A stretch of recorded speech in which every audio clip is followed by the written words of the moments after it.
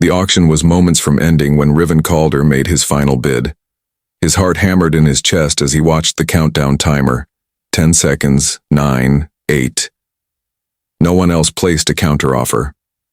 When the buzzer sounded, he owned an alien warship for less than the price of a luxury apartment on Mars. "Congratulations, Mr. Calder," the auction representative said, sliding the ownership certificate across the table. "The Void Whisper is now yours, salvage rights included." Riven stared at the holographic display showing his new acquisition. The Void Whisper was a Makari vessel, one of the few recovered after that mysterious civilization had vanished from known space 40 years ago. Nearly 300 meters of sleek obsidian-hued alloys formed a predatory silhouette that still emanated menace despite sitting abandoned in a backwater orbital shipyard for decades. "No one else wanted it?" Riven asked, surprised at the lack of competition. The representative's professional smile twitched slightly. "The Void Whisper has a history. 3 previous salvage crews reported equipment malfunctions. The last owner claimed to hear voices through the ship's communication systems." "Haunted, is it?" Riven smiled. Ghost stories didn't scare him. He'd spent 15 years as a deep space salvager before retiring. Now boredom had brought him back to the game. 2 days later, Riven docked his personal transport with the Void Whisper.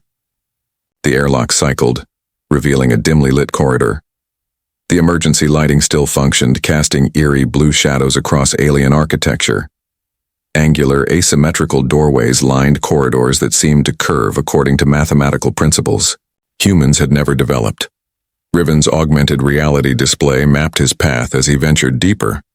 His plan was simple: assess the ship's core systems, determine what could be salvaged or repaired, then decide whether to restore the vessel or strip it for parts. Either option would yield a substantial profit. The ship's layout defied conventional design logic. Corridors branched and merged without apparent purpose. Rooms contained equipment that Riven, despite his experience, couldn't identify. The ship felt less constructed and more grown, as if it had evolved rather than been built. 4 hours into his exploration, Riven located the engineering section. The massive chamber housed technology that surpassed anything humanity had developed. At its center stood what he assumed was the power core, a spherical chamber 3 meters in diameter, composed of interlocking hexagonal panels that occasionally rippled like water. Riven approached cautiously, scanning for radiation or other hazards. His instruments detected nothing dangerous, just faint electromagnetic fluctuations. He placed his hand against one hexagonal panel, surprised to feel warmth radiating through his glove. A soft sound echoed through the chamber. Riven froze, holding his breath to listen. There it was again, a catch of breath, a half-suppressed sob. Someone was crying. "Hello?" Riven called out, his voice echoing through the cavernous space. The sobbing stopped immediately. Drawing his sidearm, Riven circled the core. Had squatters taken up residence? Or was this one of the voices the previous owner had mentioned? He completed his circle and found nothing. Then the core's hexagonal panels shifted, rearranging themselves to form an opening large enough for a person to step through. Inside the sphere was a small chamber bathed in gentle blue light, and sitting in its center, her knees drawn up to her chest, was a woman. Her skin shimmered with a faint iridescence. Her eyes, when they met his, contained spiral galaxies. "Help me," she whispered in perfect universal standard. "I've been trapped. So long." Riven's sidearm clattered to the floor. Riven stood frozen at the threshold of the core chamber, mind reeling. The woman, if she was a woman, uncurled from her position and rose to her feet with fluid grace.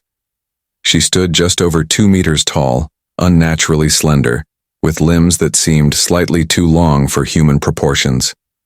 Her skin had a silvery blue sheen that rippled with subtle patterns when she moved, like sunlight filtering through water.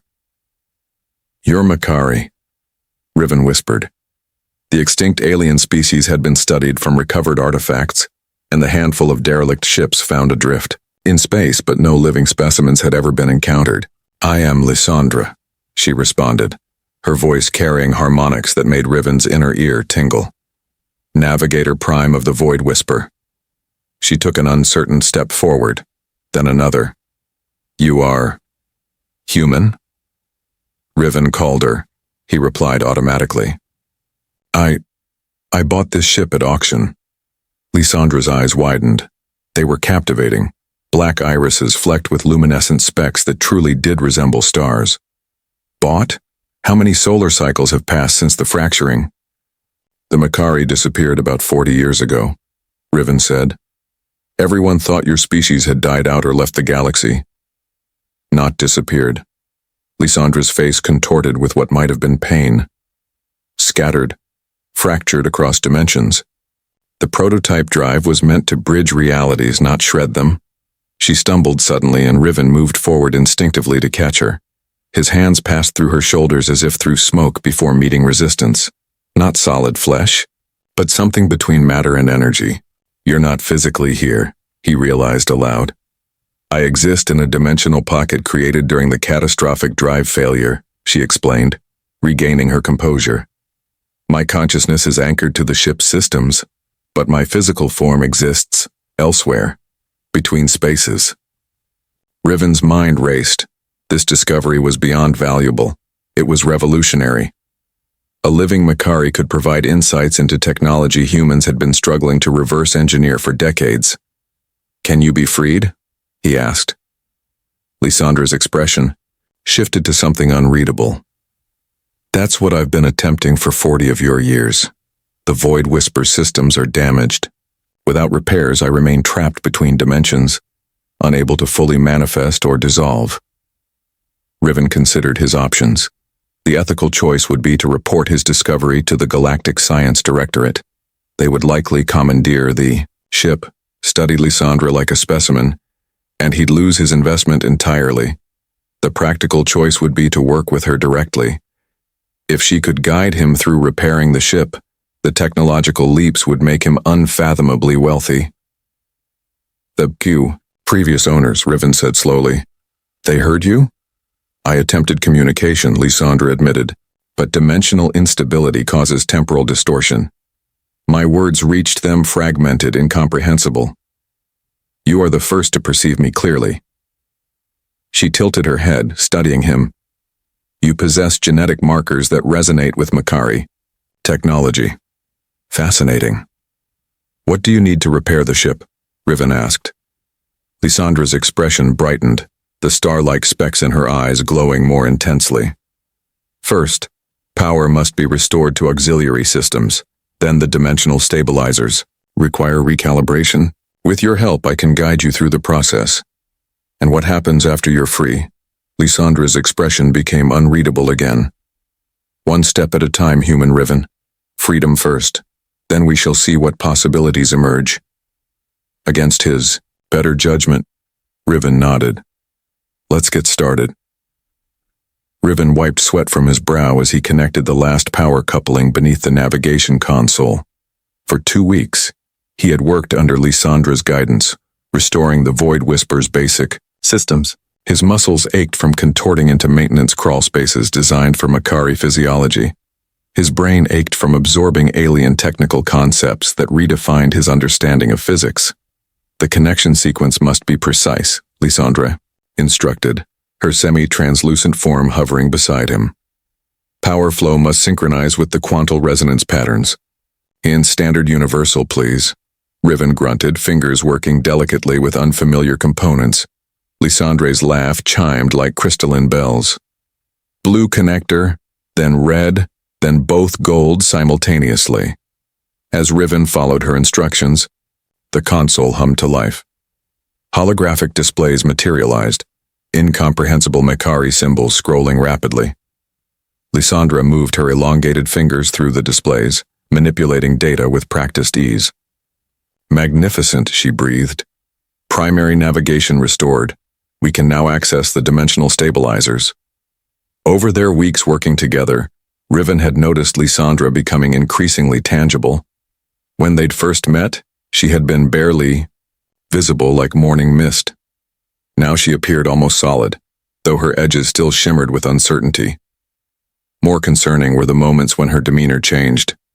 Most times she was patient, even warm, explaining complex systems with the clarity of an experienced teacher.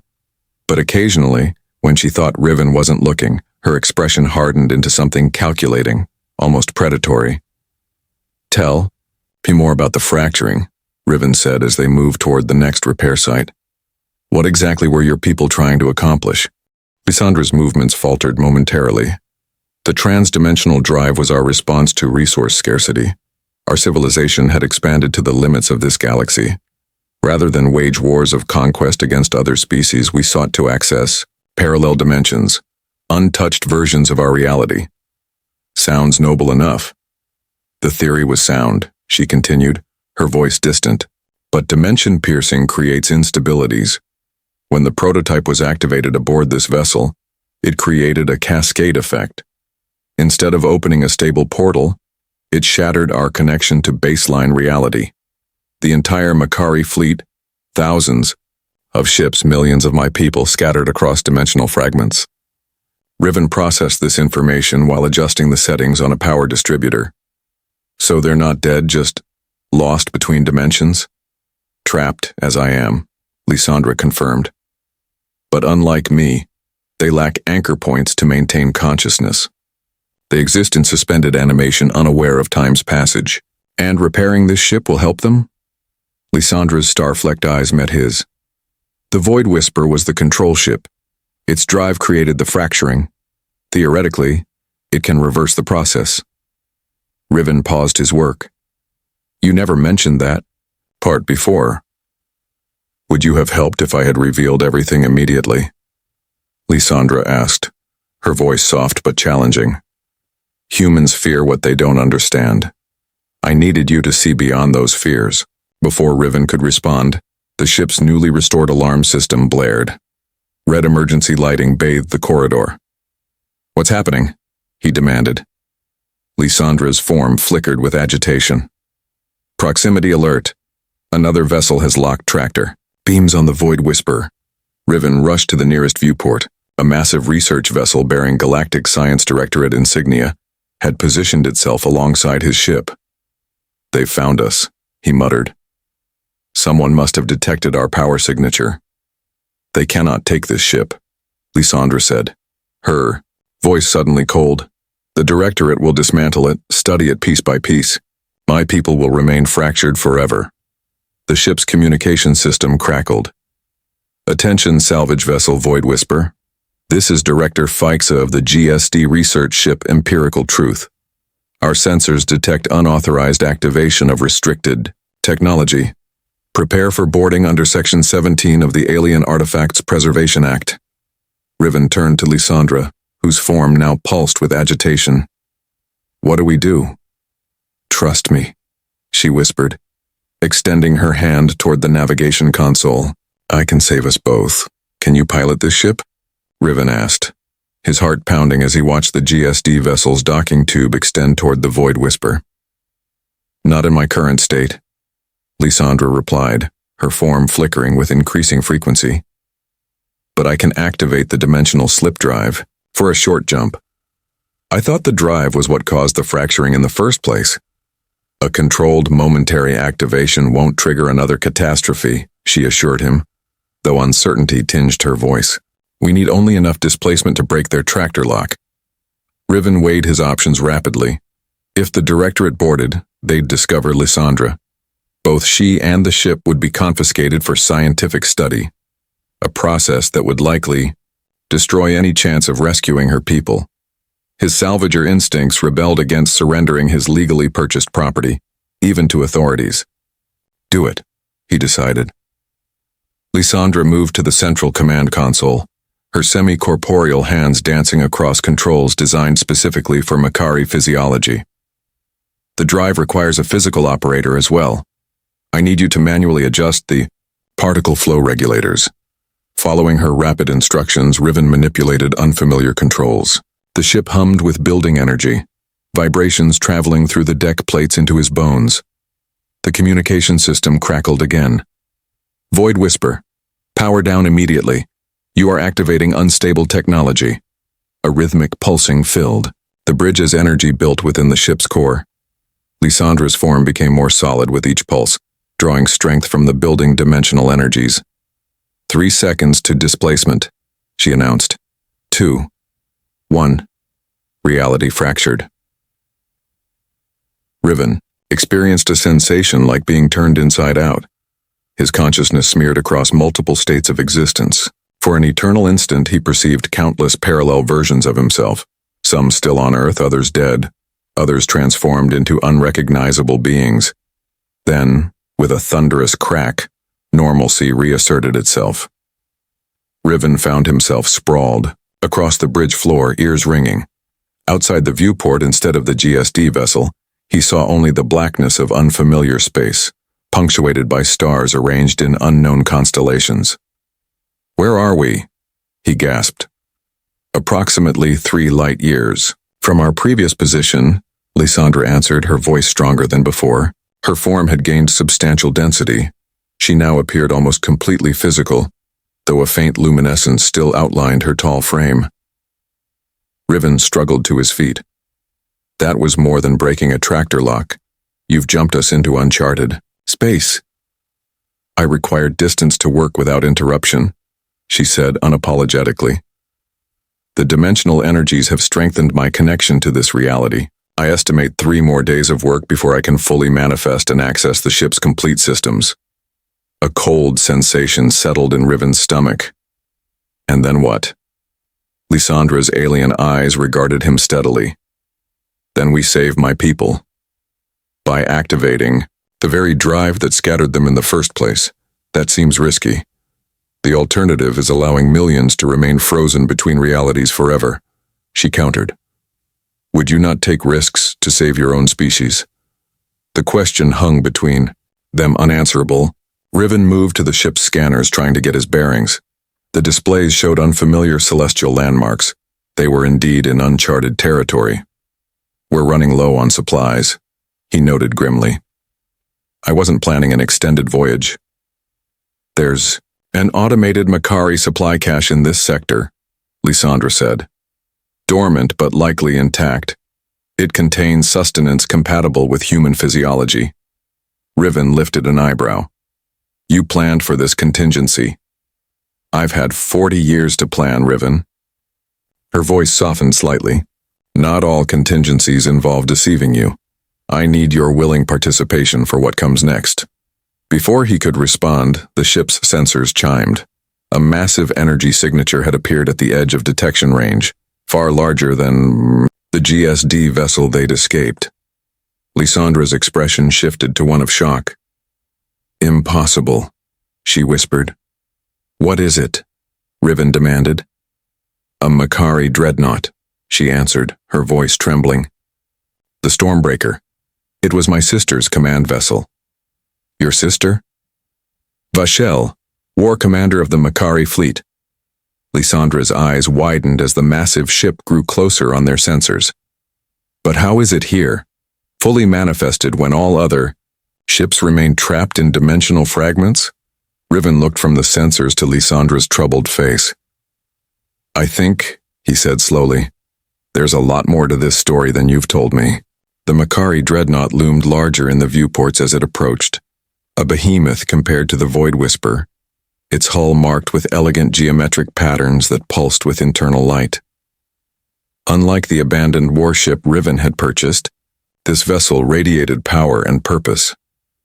"They're hailing us," Riven said, watching indicator lights flash on the communication console. Lysandra stood motionless, her expression unreadable. "My sister should be trapped between dimensions like all others affected by the fracturing. Her presence here defies everything I believed happened. Maybe she found a way out that could help the others? Perhaps." Lysandra didn't sound convinced. "Open the channel." The view screen flickered to life, revealing a Makari female whose resemblance to Lysandra was unmistakable. The same elongated features and luminescent skin, though hers shimmered with darker, almost metallic tones. Her eyes contained not galaxies but what appeared to be solar flares, fierce, burning. "Sister," the Makari commander said, her voice carrying harmonics that made the bridge instruments vibrate. I have searched for you across 17-dimensional fragments. Vashel, Lysandra replied cautiously. How are you manifested fully? The fracturing was not the catastrophe you believe it to be, Vashel interrupted. It was the beginning of our evolution. Her gaze shifted to Riven. You've acquired a human assistant. Interesting choice. Riven stepped forward. I'm Riven Calder, owner of this vessel. Vasheli's expression registered something between amusement and disdain. A primitive species, claiming ownership of Makari technology. The universe has strange ironies. She returned her attention to Lysandra. Sister, you must abandon this misguided rescue attempt. The Council has analyzed the situation and determined our optimal path. What? Council? Lysandra demanded. The fracturing scattered our leadership across countless dimensional pockets. Those who adapted survived, Vashel explained. While you were trapped in that ship's core, some of us learned to navigate the spaces between dimensions. We established a new council of dimensional adepts. We don't need rescuing, we need completion. Lysandra's form flickered with agitation. Completion? What does that mean? The fracturing wasn't a failure. It was merely premature.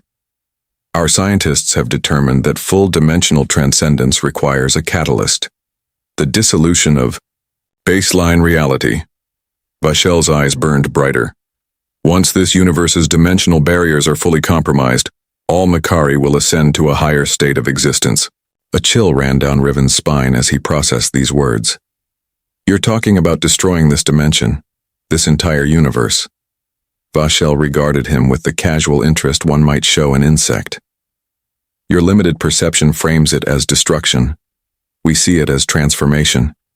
All matter and energy will be preserved, merely rearranged into a superior configuration.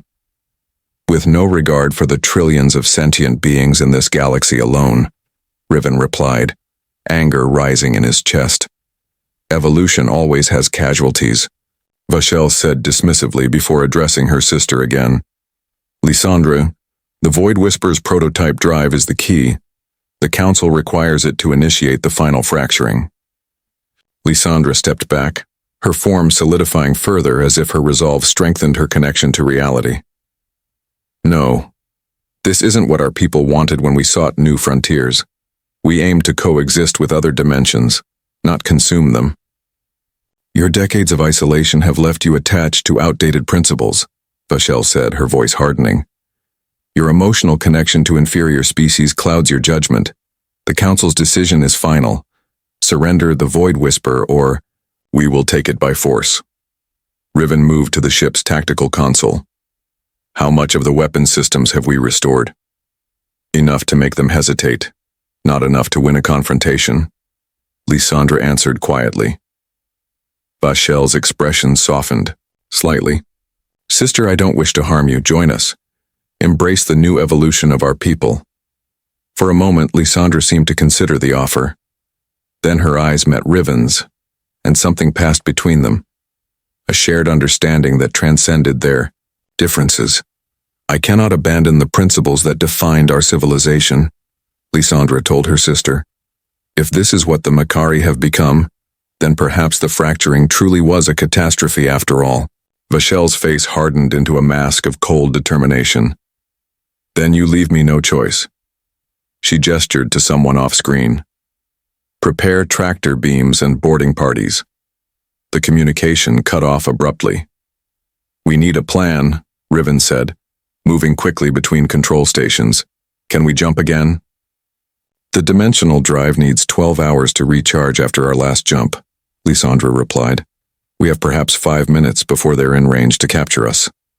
Riven's mind raced. Is there anything in the ship's database about weaknesses? In Makari dreadnoughts? Lysandra's eyes widened. Actually, yes. The Void Whisper was a research vessel before being converted for the Dimension Project. Its database contains tactical analyses of all Makari ship classes. A determined expression crossed her features. And I helped design my sister's flagship. Riven grinned. Now we're talking. Their shield configuration has a fluctuation pattern, Lysandra explained, her fingers dancing through holographic displays as the dreadnought grew ever larger in their viewports. Every 73 seconds, the forward emitters recalibrate, creating a momentary vulnerability. Riven nodded, hands flying over the tactical console. So we time our thrust to slip past during that window, then what? The supply cache I mentioned earlier. It's not just food and materials, Lysandra admitted. It's a hidden Makari research outpost. It contains equipment that can accelerate the Void Whisper's dimensional drive recharge cycle. You've been planning contingencies for decades, Riven observed, not sure whether to be impressed or concerned. 40 years provides ample time for consideration of alternatives, she replied with a hint of a smile. The outpost is located within an asteroid field 2 light minutes from our position. If we can reach it before Vashel captures us, we might stand a chance. The ship shuddered as the dreadnought fired a warning shot across their bow. 73 seconds, Riven muttered, watching the countdown he'd programmed. I hope you're right about this. When the timer reached 0, Riven slammed the propulsion controls to maximum. The Void Whisper surged forward, its engines straining. As they accelerated directly toward the much larger vessel, for a heart-stopping moment it seemed they would collide with the dreadnought's hull. Then they slipped through the predicted shield gap, skimming so close to the larger ship that proximity alarms screamed throughout the bridge. Brilliant! Lysandra exclaimed as they emerged on the other side, the dreadnought temporarily unable to target them due to its size and slower turning radius. Now for the asteroid field. The rocky debris field loomed ahead, a chaotic jumble of spinning, tumbling masses ranging from pebble-sized to mountain-sized. Lysandra took partial control of navigation, her increasingly solid form manipulating controls alongside Riven's physical inputs. There, she indicated a particularly dense cluster. The research outpost is hidden within the largest asteroid. They plunged into the field, weaving between floating rocks with precision that would have been impossible without Lysandra's intimate knowledge of the ship's capabilities. Behind them, the dreadnought followed more cautiously, its size making navigation through the asteroids treacherous. They're launching fighters, Riven warned, watching the tactical display. Expected, Lysandra replied calmly. But they must proceed carefully or risk damaging the Void Whisper, which they need intact. They reached an enormous asteroid that rotated slowly among its smaller companions. As they approached, a section of its cratered surface shimmered and disappeared, a holographic disguise concealing a docking bay. Riven guided the Void Whisper inside, and the camouflage doors sealed behind them. The automated facility sprang to life as they docked, lights activating, systems warming from decades of dormancy. Unlike the abandoned Void Whisper, this installation had been perfectly preserved. We have perhaps 20 minutes before they locate us, Lysandra said as they hurried through the station. The recharge accelerator must be connected directly to the ship's core. They worked frantically, Riven following Lysandra's instructions to connect the outpost's equipment to the Void Whisper's systems. As the final connections were made, Lysandra's form suddenly solidified completely. The dimensional energies flowing through the systems had finally provided enough power for her to fully manifest in physical reality. Riven paused, staring at her. For the first time, she cast a shadow. For the first time, her footsteps made sounds on the metal floor. She looked down at her hands in wonder, then met Riven's gaze. "I'm here," she whispered. "Truly, here." Before either could say more, the station shook violently. Warning klaxons blared. "They found us," Riven said. "How much longer for the recharge?" 3 minutes, Lysandra replied, returning to her work with renewed urgency. "But we need a new destination. If we simply flee, Vashel will continue hunting us. The Council will eventually obtain the prototype drive technology, with or without our cooperation. What options do we have?" Lysandra's expression became grave.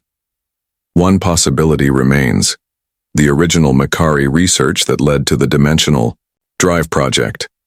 It was theoretical work on dimensional anchoring, technology designed to stabilize connections between realities rather than fracture them. Can it help rescue your people without destroying the universe?" Theoretically, it could create a safe haven, a pocket dimension where fractured Makari consciousness could be gathered and restored. She hesitated. But the research was never completed, and Vashel would stop at nothing to prevent its implementation. Another explosion rocked the station, closer this time. "Where is this research?" Riven demanded. "In the most secure facility. In Makari space, the Nexus Archive. But it exists within a dimensional lock. Only the Void Whisper's prototype drive can access it." Riven made his decision. "Then that's where we're going." The station's inner doors buckled as Makari boarding parties began cutting through.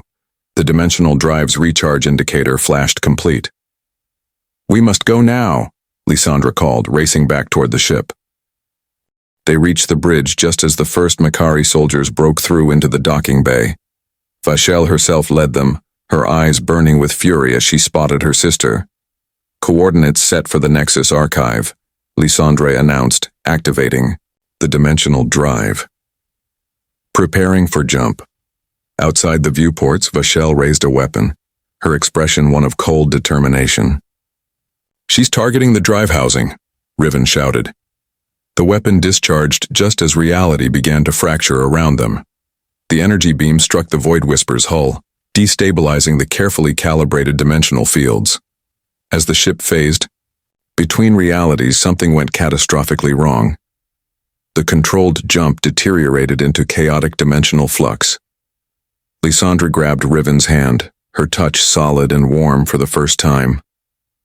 "Whatever happens," she said above the roar of reality tearing itself apart around them, "thank you for helping me try." Space and time dissolved as the Void Whisper plunged into the unknown. When consciousness returned to Riven, he found himself lying on the bridge floor. The ship seemed intact, but outside the viewports was nothing. Not darkness, not empty space. True, nothingness, a void beyond comprehension. Lysandra stood at the main viewport, her expression one of wonder. "Where are we?" Riven asked, joining her. "Between," she answered simply. "Between all dimensions. A null space that shouldn't exist." She turned to him, excitement building in her voice. "Riven, do you understand what this means? Vashel's attack didn't destroy us, it created exactly what we needed. A space outside dimensional constraints where we can implement the anchoring technology without interference." Understanding dawned on Riven's face. "A place to save your people." "Yes." Lysandra's eyes shone with renewed hope.